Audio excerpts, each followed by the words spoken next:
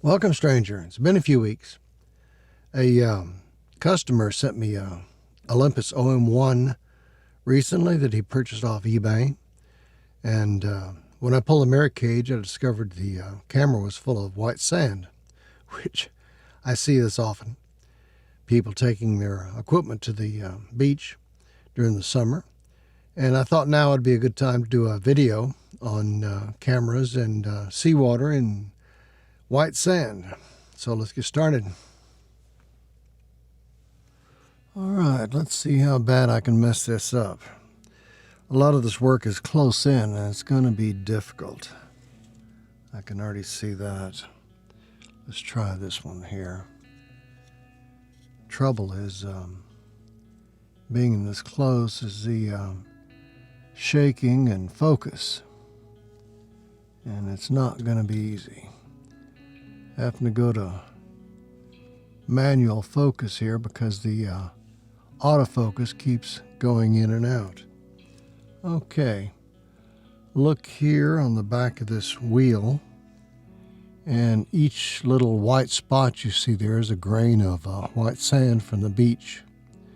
Here's some here, here's some over here, here's some down here. It's spread throughout the camera. I don't know how the sand gets into these cameras. A camera looks sealed. You can't imagine sand getting into it, but I see some up there. But it does. It gets everywhere, and it's really a problem. Now, that looks bad. You, of course, don't want that in your camera. If it gets into gears, it will actually can lock the gears. I've seen that many times. The gear will just lock up. Camera won't advance. Those pieces of sand are quartz. And I've already cleaned a lot of the sand out of this camera before I decided to do the video. So parts of the camera are clean and parts have sand. Anyway, let's switch cameras here. Here you can see a macro lens, 55mm Sony, and you can see even closer that each one of those grains of sand looks like a boulder. And sand is quartz. It's harder than metal. It will really mess up the inside of a camera. It at first may be in the wrong place or at the right place and not bother anything, but eventually it'll work its way into a bad place. And let's see if I can get my probe in here. You can see the sand on the plate here. You can see one up here in the corner, one here, one down here. It gets everywhere throughout the camera. Hard to get out. You'd say, well, the repairman can remove it. Yes, he can remove most of it with air, but there's always a little bit left. And I do suggest that people not take their cameras to the beach, simply for this reason. And I don't understand how it gets in the camera. Now, if a person were very careful, just kept the camera around his neck on a strap, didn't get near the sand, stayed away from the seawater, he would probably protect his camera and this wouldn't happen. But if it gets down in the sand, this is what's going to happen sooner or later. You only have to drop the camera once and sand will get in your camera. Wind will blow it in there too. And the beaches are always windy. So I tell customers, don't take your good equipment to the beach. If you want to take pictures on the beach, take something that's small and disposable, take your pictures, and if the camera is damaged, you can just throw it away. But you don't want to take equipment, digital or film, that costs thousands of dollars to the beach, because this can happen. And this is just the sand. The seawater is much worse. Okay, that's enough of that one. If the last picture bothered you, this one may cause you to faint. Here's the OM-1, the mechanism that controls the speeds. And I'm moving it in, I've got it fixed focus, so you'll have to forgive me. And there we go, got the light just right. Look at all that sand. Down in all the mechanical parts that control the speeds. Definitely will mess up your speeds and eventually destroy your camera. That's why I tell people stay away from the beach. I don't know how the sand gets in there. It looks like somebody just opened up and poured it in, but it does get in the camera. Over here, you can see it's not, won't damage anything just being against the walls like that, but it will eventually work its way into a critical place and damage the camera. Toward the end of the summer, I get calls from people telling me they've dropped their camera into seawater and that it looks good. They've wiped it all off, externally, but that the camera's been acting strange or malfunctioning. And is there anything I can do? And I always hate giving them the bad news, but no, there's nothing. When you drop a camera into seawater, you might as well just drop it into a vat of acid. It's gone. The camera can be dried out.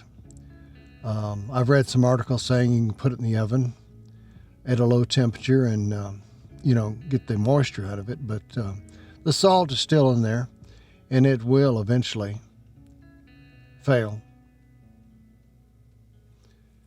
The corrosion will set in. It sometimes takes up to a year, but it will eventually eat up the camera.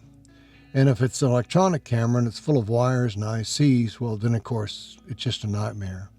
A mechanical camera will last longer than an electronic camera if it gets dropped into seawater. But our customers will say, well, the water just splashed on the camera and I wiped it off. It makes no difference. If sand can find its way into a camera, so can seawater. So all I can suggest, you just wipe the camera and hope for the best and know that eventually it will probably fail. Okay, here we are with the 55mm macro. Let's see if we can find the focus here. It's right about there somewhere. There we go. Again, you can see the sand in there, which I said before is quartz, and you can see how it just gets everywhere inside a camera. It's not like seawater. A camera can function with sand in it, as long as it does not get in a critical place. If it gets in a critical place, well, of course, the camera will quit. The sand doesn't look so bad from a distance, but when you get in close, you can see how it could damage a camera. That gear there that is coated in sand that sand will all be, it'll either lock up the camera, or it'll be crushed into even smaller particles and will work its way throughout the camera. As I said before, don't take your good equipment to the beach. Take a disposable camera that, especially if you're going to get down in the sand or in the water, even to the waist high or something. And that way, if you lose a cheap camera, that's not so bad. But you don't want to lose a camera that costs several $1,000s. That's pretty much the end of this video. I could have shown some cameras that have corrosion, seawater corrosion, but they're back in storage somewhere and I don't want to have to dig them out. Everybody's seen rust, so you know what I'm talking about. Now, fresh water is different. A camera can be in fresh water and dried out, and it might work. It counts on what fresh water you're talking about. But salt water, never. You can't save a camera that's been in salt water. There are shops that will take your money if you tell them that to clean up their camera, it's been in water or salt water. But the camera will slowly corrode inside, and it will stop working after the warranties run out. So the camera's still going to die. And So all you're paying for is to get the water out. But the camera's still gone. I don't work on any cameras that have been in salt water or fresh water because I've seen what happens over time. Anyway, that's pretty much the end of this video. I just wanted to warn all of you out there to not take your good equipment to the beach. Take a cheap disposable. Or if you are going to take it to the beach, put the camera on the strap, keep it around your neck, stay away from the sand, and try not to get too near the water. Even salt wind, salt spray, is not going to be good for the camera. There are cameras that are made for water.